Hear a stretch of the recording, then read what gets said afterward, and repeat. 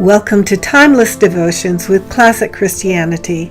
My sister and I would like to share a treasure we found in our mother's attic, our grandfather's writings. For over 50 years, Papa was internationally known as the preacher of the timeless Word of God. Please join us now for a 5-minute devotional taken from the books Classic Christianity, A Year of Timeless Devotions, based on the writings of the Reverend L.A. Mead. Today, we continue looking at the subject of my grace. And our key verse is 2 Corinthians 12:9. And he said to me, my grace is sufficient for you.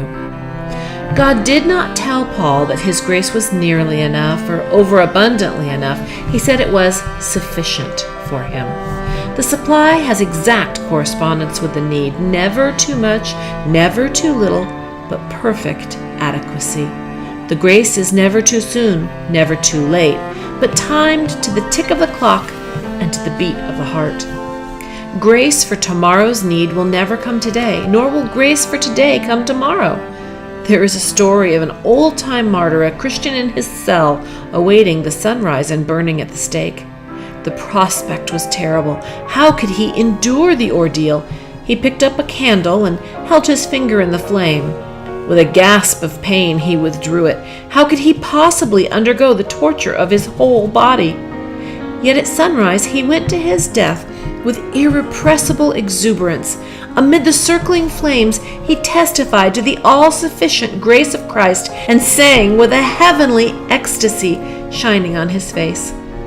When the real emergency came, sufficient grace was given to make him more than a conqueror. Moody was once asked if he had enough grace to be burned at the stake. Moody replied, "No, for I do not need it. What I need just now is grace to live in Milwaukee for 3 days and hold a mission."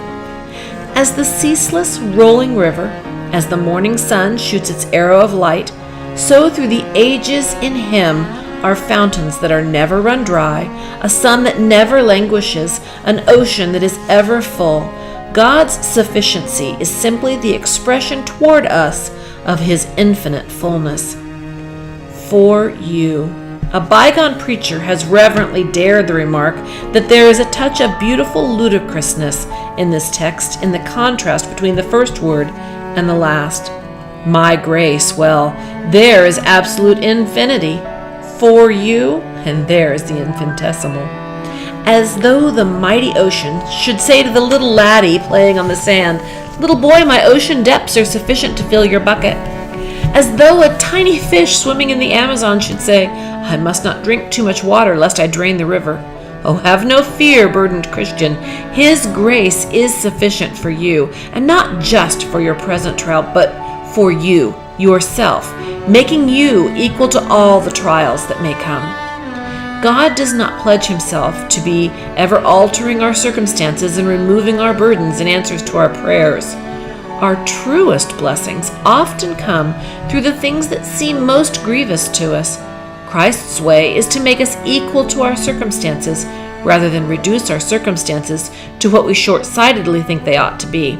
Yes, pray for the removal of the trial, but more, be prepared to accept God's will and his blessings within his will.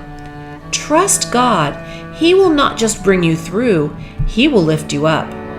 Thorns and trials are blessings indeed if they bring the opportunity for the grace of Christ to perfect our character. Some flowers must be crushed before their full fragrance is released. Some metals must be flung into the fire before they reach full value and purity. So it is with saints. We must sometimes be laid low before we look high. Dear Lord, take my trials, my circumstances, my present and my future, and use them to make me more like you. I trust that your grace will be sufficient for me too. You are truly all I need.